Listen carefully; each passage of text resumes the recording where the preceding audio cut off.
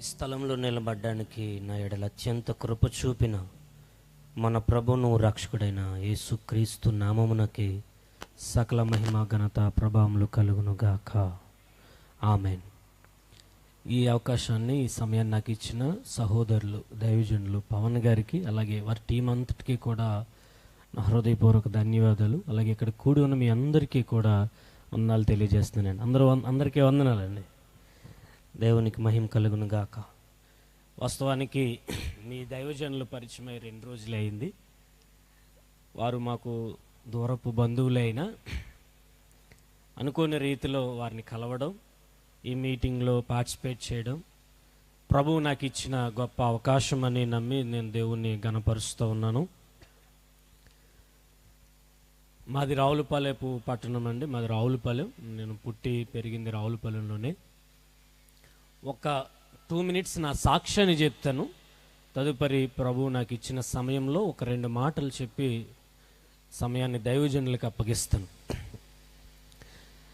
మాది రావులపాలెం అండి. రావులపాలెంలోనే పుట్టి పెరిగి అక్కడే చదువుకున్నాను. చిన్నప్పటి నుండి మా తల్లిదండ్రులు దేవుణ్ణి ఎరిగిన వారే అయినా యవన ప్రాయం వచ్చేసరికి నా జీవితం అల్లకల్లోలమైపోయి, ఈ లోకంలో ఉన్న యవనస్తులు ఎలాగూ వారి జీవితాల్ని నడిపిస్తారో అలాగుననే నా జీవితం కొనసాగుతూ ఉండేది. మా తల్లిదండ్రులు ఆర్సీఎంకి వెళ్తారు. ఆర్సీఎంలో నుంచి దేవుడు నన్ను బయటికి తీసుకొచ్చి ఆయన సత్యవాక్యమును నేర్చుకున్నట్లుగా ప్రభు కృపనిచ్చారండి. 10th క్లాస్ వరకు నేను హాస్టల్లో చదివాను. తర్వాత పాలిటెక్నిక్ చదవడానికి తణుకు ప్రాంతానికి నేను వెళ్ళినప్పుడు అప్పటి వరకు హాస్టల్లో తల్లిదండ్రుల సంరక్షణలో ఉన్న నాకు ఒక్కసారి కాలేజ్ జీవితంలోకి ఎంటర్ అయ్యేసరికి రెక్కలు వచ్చిన పక్షిలా నా జీవితం ఆనందంతో సంతోషంతో ఈ లోక సంబంధమైన పాపం వైపు ఆకర్షింపబడడం జరిగింది. నాకు చాలామంది ఫ్రెండ్స్ ఉండేవారు. వారందరూ కూడా లోకంలో తిరిగేవారే. కాలేజ్ నుంచి రావడం, బైక్లు వేసుకుని కాలేజీల దగ్గర స్కూళ్ళ దగ్గర అటు ఇటు చిల్లా చెదురుగా తిరుగుతూ ఉండేవాళ్ళం. నాకు పరిచయమైన ఫ్రెండ్స్లో తాగే ఫ్రెండ్స్ ఉన్నారు, సిగరెట్ తాగే ఫ్రెండ్స్ ఉన్నారు, మందు తాగే ఫ్రెండ్స్ ఉన్నారు, విచ్చలవిడిగా వారి జీవితాలను పాపాల్లో గడుపుకునే ఫ్రెండ్స్ ఉన్నారు. వాళ్ళందరితో నేను తిరుగుతూ ఉండేవాడిని. అప్పటికీ నేను మందిరానికి వెళ్తున్నాను. చిన్నప్పటి నుండి ఆర్సీఎంలో పెరిగాను. ఫాదర్లు సిస్టర్స్ అంటారు కదా, గౌరీపట్నంలో వాళ్ళ ఆరాధన ఉంటుంది కదా, అలాగున మా ఆరాధన క్రమాలు ఉండేవి. 4 పాటలు అంటే 4 పాటలే, అరగంటే వాక్యం, జీవం ఉండదు. అలాంటి పరిస్థితిలో ఎదిగిన నా జీవితంలోకి యేసు ప్రభు రావడమే ఒక అద్భుతం. దేవునికి స్తోత్రం చెప్దాం. హల్లెలూయా. అలాగూ విచ్చలవిడిగా తిరుగుతున్న నాకు పాటలంటే చాలా ఇష్టమండి. పాటలు నేర్చుకోవడానికి టీవీ పెట్టేవాడిని. టీవీ ప్రసంగాలు ఎవరిని మారుస్తాయి అని అంటారు కదా, ఒక టీవీ ప్రసంగం విని మారిన వ్యక్తిని నేను. ఒకరోజు పాటలు నేర్చుకోవడానికి టీవీ పెట్టినప్పుడు ఒక సేవకులు వాక్యం చెప్తా ఉన్నారు.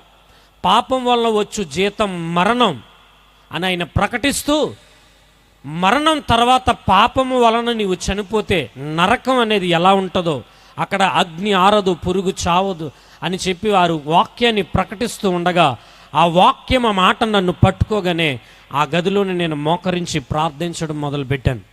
ప్రభువా, నిజమే, నా బ్రతుకంతా పాపంతోనే చిక్కబడింది. ఈ లోకంలో తిరుగుతూ ఉన్నాను, వ్యసనాలు కలిగిన ఫ్రెండ్స్తో తిరుగుతూ ఉన్నాను, బంధకాల్లో చిక్కబడి ఉన్నాను, ఈ లోక సంబంధమైన ప్రేమల్లో చిక్కబడి ఉన్నాను. ప్రభువా, నిజమే, నేను పాపినని ఆ రోజు నా తల్లి లేరు, నా తండ్రి లేరు, వారు పనులకి వెళ్ళిపోయారు. ఆ ఇంట్లో మోకరించి ఏడవడం ప్రారంభించాను. దేవుని పాదాల దగ్గర ఏడుస్తూ నా పాపాలన్నీ నేను ఒప్పుకున్నానండి. ఒప్పుకున్న తర్వాత నా మనసంతా తేలికైపోయింది. ఏదో తెలియని ఒక నూతన ఆనందం, ఏదో తెలియని ఒక నూతన సంతోషం నా జీవితాన్ని కమ్ముకోగానే మా ఏరియాలో ఒక వ్యక్తి దగ్గరికి వెళ్ళి, మావయ్య అవుతారు, నేను మారిన సంగతి యవనస్తులందరికీ చెప్దామనుకుంటున్నాను మావయ్య అని చెప్తే ఆయన అన్నాడు, ఒరే, మన జీవితం ఏంటో అందరికీ తెలుసు, మన బ్రతుకేంటో అందరికీ తెలుసు, మనం చెప్తే ఎవరు వింటారా అన్నాడు.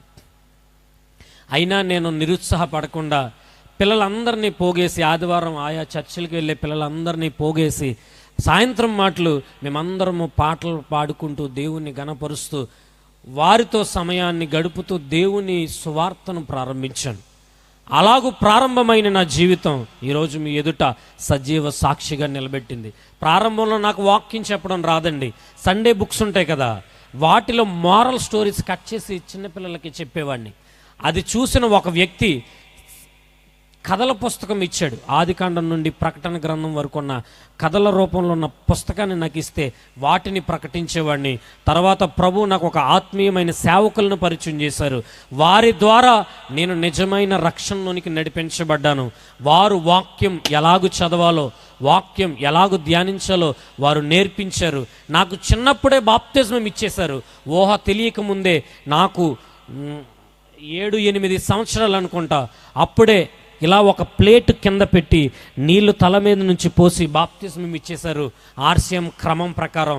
అది అప్పటికి నాకు మారు మనసు అంటే ఏంటో తెలియదు, పశ్చాత్తాపం అంటే ఏంటో తెలియదు, పాపం అంటే ఏంటో తెలియదు, దేవుడు అంటే ఏంటో తెలియదు, నిజమైన వాక్యపు అనుభూతి అంటే ఏంటో తెలియదు. ఆ పరిస్థితుల్లో రక్షణ నాకు వచ్చింది. అయితే యవ్వన ప్రాయంలో దేవుడు నన్ను దర్శించగానే నేను నా సేవకుల దగ్గరికి వెళ్ళాను. అన్న, నాకు మరలా బాప్తిజం కావాలి, నేను నిజమైన రక్షణ పొందుకోవాలనుకుంటున్నాను అనగానే వారు 2 నెలలు నాకు టైం ఇచ్చి 2 నెలలు ప్రార్థన చేసుకోమన్నారు. ఒక రాత్రి దేవుడు నా మనస్సును గద్దించగా ఈ ఆదివారమే నాకు రక్షణ కావాలని నా జీవితాన్ని దేవునికి అప్పగించుకున్నాను. ఒక ఆదివారం 2017 సంవత్సరంలో నాకు రక్షణనిచ్చారు. ఆ తర్వాత నుండి నేను దేవుని సేవలో కొనసాగుతూనే ఉన్నాను. నా స్నేహితుల్ని విడిచిపెట్టాను, నా రక్త సంబంధులను విడిచిపెట్టాను. ఏ స్నేహితులైతే నాతో తిరిగేవారో వారు నా ఇంటికి వచ్చేవారు. ఎరా మాతో రావా అని అడిగేవారు. నేను రానురా, నేను యేసు ప్రభువుని నమ్ముకున్నానని చెప్పేవాడిని. ఈ లోకంలో చాలామంది యేసు ప్రభువుని నమ్ముకున్నారు కదా, నీలాగా ఎవరున్నారని అడిగేవారు. లేదురా, నా జీవితాన్ని నేను దేవునికి అప్పగించాను, మరలా మీతో నేను రాను అని చెప్పాను. మీరు చెప్తే నమ్మరు, భయంకరమైన పాపాల్లో, వ్యామోహాల్లో చెక్కబడిన స్నేహితులు నాకున్నారు. ఆశ్చర్యకరమైన కార్యం ఏంటనంటే, సిగరెట్ తాగే ఫ్రెండ్స్ నాకున్న ఆ అలవాటు దేవుడు నాకు రానివ్వలేదు. మందు తాగే ఫ్రెండ్స్ నాకున్న అలవాటు దేవుడు నాకు రానివ్వలేదు. ఈ యొక్క లోక సంబంధమైన వ్యామోహాల్లో తిరిగే ప్రజలు, లోకంలో తిరిగే పరిస్థితులు, అలాంటి పరిస్థితుల్లో ఉన్న దేవుడు ఆ లోక సంబంధమైన ఏ పాపాన్ని నాకంటకుండా నన్ను కాలర్ పట్టుకుని ఎవరో వెనక్కి లాగి తన ఒడిలో ఒడిసి పట్టుకున్నట్లుగా దేవుడు నన్ను ఆ పాపాల్లో నుంచి, ఆ బంధకాల్లో నుంచి నన్ను తప్పించాడండి. దేవునికి స్తోత్రం చెప్దాం. హల్లెలూయా, హల్లెలూయా. నేను పుట్టుకున్న నుండి మేము సేవలో ఎదిగిన వాళ్ళం కాదు. నా తల్లిదండ్రులు ఎవరో సేవకులు కాదు. మా కుటుంబంలో మొట్టమొదటిగా దేవునిని అంగీకరించిన వ్యక్తిని నేనే. మొట్టమొదటిగా సేవకు సమర్పించుకుని దేవుని కొరకు ప్రత్యేకింపబడిన వ్యక్తిని నేనే. మా ఇంట్లో పెద్ద కుమారుణ్ణి నేను. మా అమ్మ నాన్నలతో చెప్పాను, నేను సేవ చేయాలనుకుంటున్నాను అనగానే మా అమ్మ నాన్న కూడా అంగీకరించలేదు.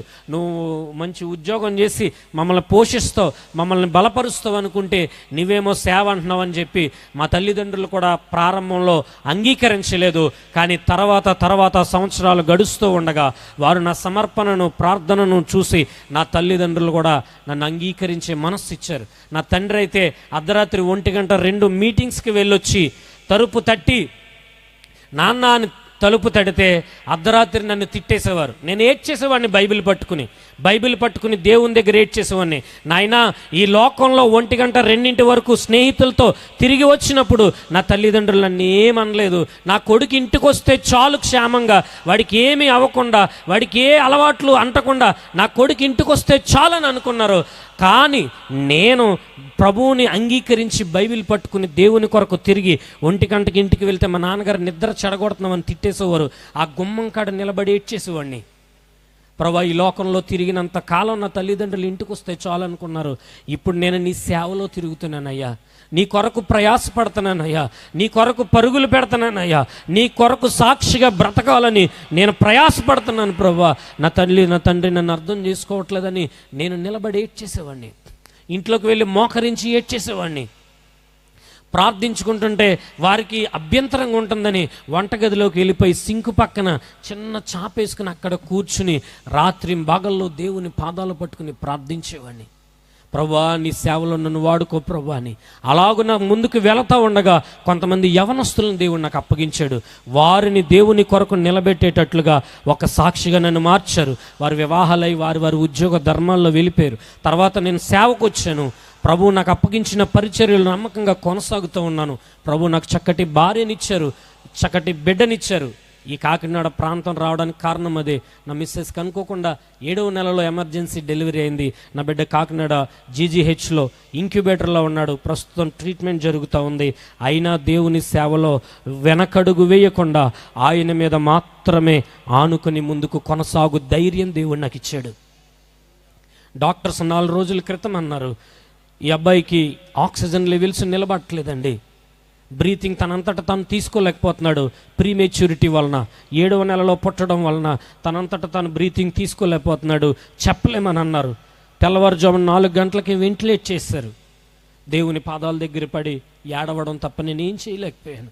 ప్రభువుని ఒకటే అడిగాను, నాయన నేను నీ పనిలో ఉన్నాను, నీ సేవలో ఉన్నాను, ఇక్కడ నీ సేవకుని అడుగు పెట్టాను, వీళ్ళందరి ఎదుట నేను తలెత్తుకుని వెళ్ళాలి, నా దేవుడు కార్యం చేశాడని వెళ్ళాలి ప్రభా. నా బిడ్డను దాటిపోకు, నన్ను దాటిపోకు, నా భార్యను దాటిపోకు అని ఒక్కటే ప్రార్థన చేశాను. ఆయన నన్ను దాటిపోలేదు.